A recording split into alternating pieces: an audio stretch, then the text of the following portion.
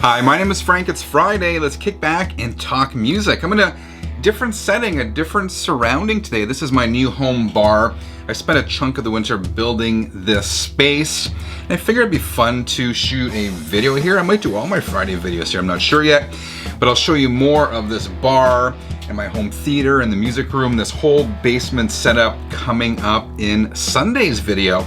Today I got some hard to find Japanese CDs I want to show you. We're going to open the mail, but let's kick things off with Record of the Week. This week's Record of the Week is the Donnas' second studio album on Lookout Records. This is American Teenage Rock and Roll Machine, released in 1998.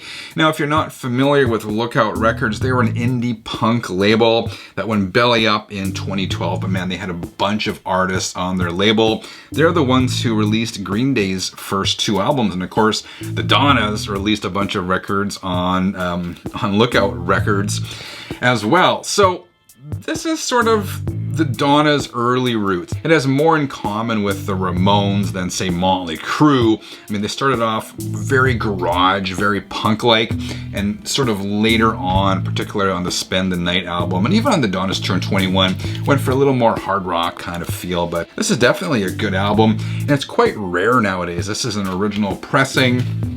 There's the back of it, and if you're lucky to find an original pressing, check to see if it comes with the calendar, because those are hard to find. Anyway, I'm a big fan of the Donnas.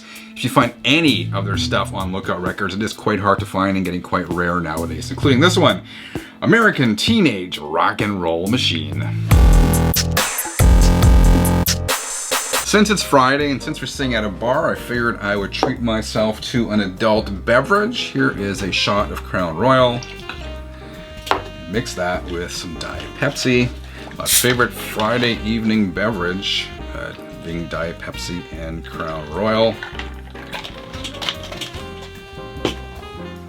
Cheers, 33ers. I want to show you a couple of hard to find compact discs I was able to find over the past couple of weeks, which I'm pretty excited about. The first is the Japanese edition of Van Halen 3. Of course, this is far from being one of Van Halen's best albums. In fact, many people would say it's not very good, called Van Halen 3 because this was their third attempt at getting a lead singer. Gary Cherone obviously was on lead vocals on here. And this was the one CD I was missing from my Van Halen collection. And I've been going big time on all these Japanese compact discs lately. I know, I think they're really cool, and if you look hard enough, they're not terribly expensive. I got this one, it was brand new. I got it for $7.50 Canadian, which is probably just over $6 US. I hadn't listened to this album in a long time, so I listened to it this past week, and I was struck by the fact that I'm not sure if Michael Anthony was actually involved in this album in any way, or if he was, I would think his contributions were pretty minimal, particularly in the background vocals, right? Like Michael Anthony's background vocals are a key part of the Van Halen sound, and I really couldn't hear very much Michael Anthony vocals on here, which is too bad. I mean, in many respects, this was Eddie Van Halen's solo album, and when this album flopped, I'll say it flopped, when this album flopped, you know, my theory is that really affected Eddie Van Halen. Maybe, you know, it took him down a couple of notches, because after this, I mean, for all intents and purposes, really, Eddie lost his creative spark. Anyway, I'll just show you this. So here's the cover. We got a hype sticker in Japanese. We have the Obi strip, and I'll open this up for you. There's a slipcase. We take that off. Here is a booklet. It's all in Japanese, but the English text on top says the Van Halen story. So this kind of takes you really through the whole discography, the David Lee Roth years. It talks about, you know, the Sammy Hagar years. There's 5150.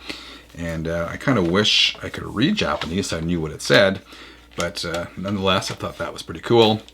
There's the compact disc, same as the English versions of it. The main booklet is the lyrics and whatnot all in English.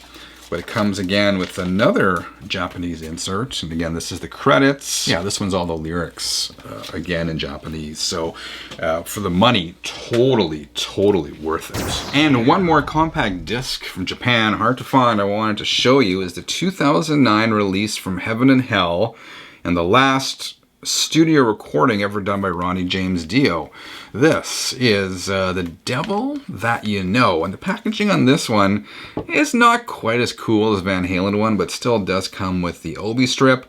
I just have to find an appropriate outer sleeve to store this one in, so for now I'll be very careful with that. Here is the inside. I got the lyric booklet with obviously the lyrics, but again, like all Japanese compact discs, comes with a special insert, a special booklet, and this one has all of the lyrics in Japanese. Now, this CD, in any version, is becoming quite hard to find and getting quite expensive. I found this one again for a good deal. Wasn't quite as cheap as the Van Halen 3, but I can't remember exactly what I paid for it. I think it came to maybe around 15 bucks or something like that. So is this album as good as the classic Ronnie James Dio Black Sabbath albums, Mob Rules and Heaven and Hell? No, I mean, I don't think it comes close, but it's still a very good release. I mean, it's solid. My favorite tracks include Follow the Tears and Bible Black, of course. Bible Black is a fantastic song. But again, does it live up to those classics? I'm not sure, not necessarily, but it's an album or a CD, a compact disc, I'm definitely glad to have in the collection. All right, let's open the mail. Okay, I pre-opened this one. This comes from Terry in Oakville, Ontario, and Terry has sent me some stuff before. So as soon as I saw Terry's name, I was like, my gosh, Terry should not have sent anything, but I appreciate it. So here's the note. Let's read what it says here. It says, "Hi Frank, I recently went to see the James Clark Institute at the Moonshine Cafe here in Oakville, Ontario." So Terry's a big fan of the James Clark Institute. They're a Canadian indie band. It's more like James Clark. It's kind of like pop rock, really catchy. It's kind of influenced by the Beatles, Elvis Costello, that kind of stuff. So Terry wrote, "Not only did the band put on a great performance, but they showcased some of their new material and it was awesome." Then he writes, "So until their new album comes out, I thought I'd send you this illustration." This is what I'll show you. A Clartoon, C-L-A-R-T-O-O-N, drawn by none other than James Clark himself. To support this multi-talented Canadian musician, Channel 33 RPM viewers can check out his website, clarkinstitute.com, for more Clartoons and other merch. I'll leave a link to that below this video, but you gotta check this out. Continued success to your highly entertaining channel, Frank. Your hard work and dedication are very much appreciated." Well, thank you very much, Terry, and your generous gift you sent here is also very much appreciated. So this is a print done by James Clark, and Terry sent it in this frame. So you guys probably know what this is, right? It's a Tom Petty. This is a takeoff on Tom Petty album covers, Damn the Torpedoes. And it says Tom Petty and the Heartbreakers, Damn the Mosquitoes. And his spray here says, "Don't come around here no more." And this dying mosquito says, "Now I'm free falling." So this is very appropriate. We do get a lot of mosquitoes here in Manitoba where I live in the summertime. And some years they're bad, some years they're not as bad. But I absolutely love this. This is amazing. And James has got a good sense of humor. I really dig this. I love the frame. I'm going to hang this up. I'm going to cherish it. So if you look on his website, I saw a bunch of other Clartoons that James Clark did. I thought this one was funny. A Lunch Supreme. I dug this one as well. The Ramones Tom Jones mashup. Here is a funny Beach Boys piece. This is a good one, combining Gilligan and Pink Floyd in this piece called Dark Side of the Lagoon. And this is great. I Am Ironing Man with Ozzy Osbourne. So I dig this. I love it. Thank you very much, Terry.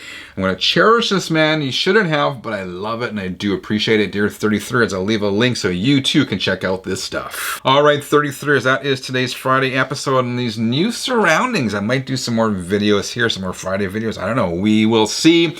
But please do come back on Sunday for a full tour of this space and my entire basement chill out space. Thank you for watching. Until Sunday, keep on spinning. I love this. Classic.